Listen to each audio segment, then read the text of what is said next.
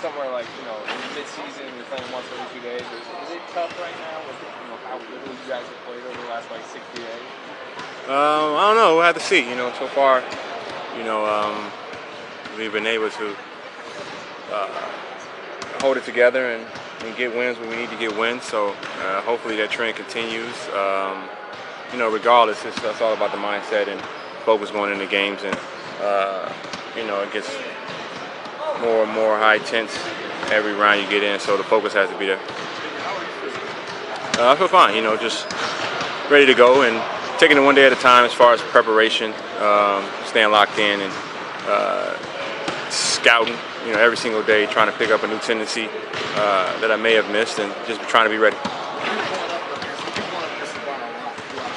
Do you still have to look at film or try to figure out ways to pretty much know what the task is?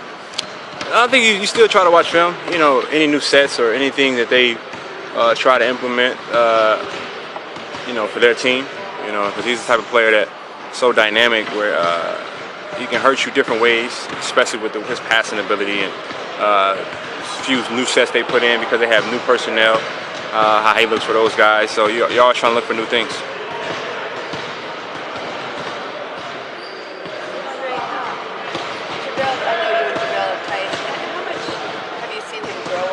To really capitalize on an opportunity.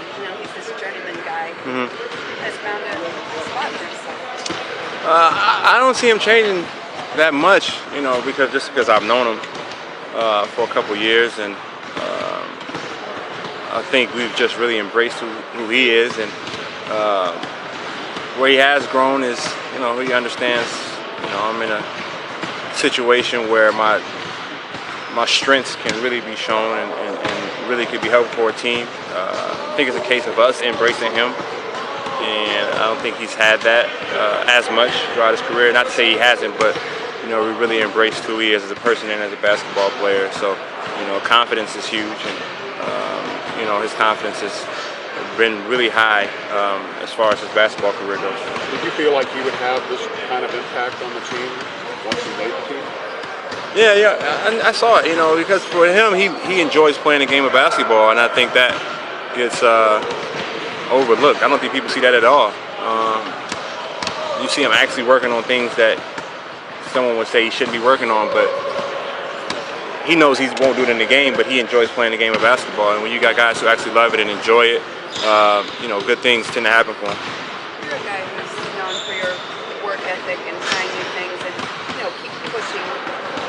LeBron at 32, from afar, what do you sort of admire about the way he keeps taking his game to another level? Well, I think, you kind of see his passion for the game, where he takes everything that he does on and off the court to contribute to his success, the way his lifestyle is set up. And,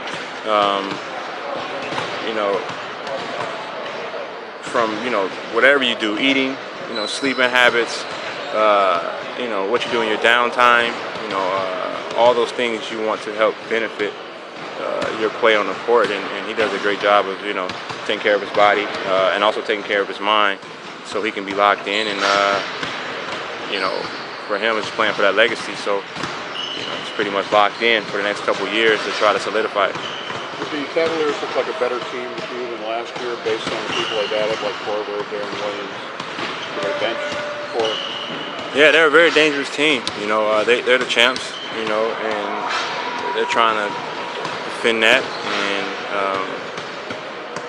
you really, with that team, you can't fall asleep on any possession. You got to stay alert. You got to stay alive. And I think both teams are looking for the challenge of just being a competitive and a memorable series. Draymond said something yesterday, Andre, about how some fans may think it's boring to see the same two teams for a third straight year, but people should appreciate the greatness involved here. With it won't always be like this. Yeah, I mean it's so many opinions and voices nowadays on the outside. You kind of just